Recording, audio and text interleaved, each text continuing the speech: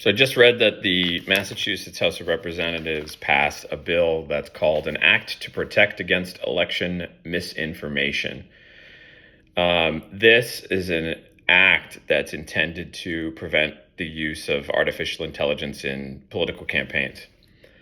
It sounds nice, I think. I'm not sure if it's totally thought out well, but I think that one thing that's missing from this conversation is that political access for people is very difficult. That bar is really high, especially political advertising, which is one of the main drivers for what gets people elected.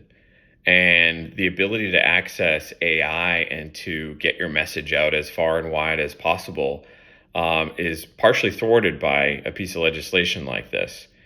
So certainly you want to prevent any misinformation, any salacious or false allegations or details about opposing candidates. That makes total sense. But for people to be prevented from using AI in campaign ads 90 days before an election is an egregious,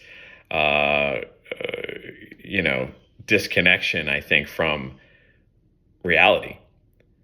What you're doing, or what these people are doing, is protecting their jobs. They're protecting incumbency. It's just like how in Massachusetts, the primary election before a final election for most elections that take place on a statewide basis are always very close in date to each other. So right now in 2026, we've got an election for governor, and you probably haven't heard too much about it, but there are three candidates on the Republican side that are vying to challenge Maura Healey, who does not, as far as I know, have any opponents. The primary election isn't until the fall. It's in September. And then the final is in November, and there's a short period of time where we're actually going head to head. So there's, such a long period of time to duke it out in their own party.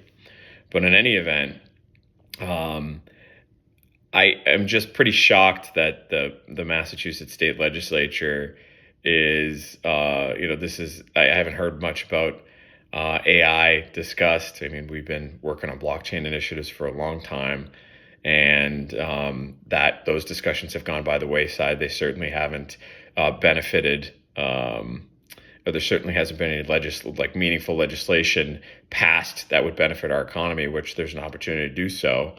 But to have this be one of the first AI bills that's passed, and it's under the guise of protecting election integrity, I think is pretty disingenuous.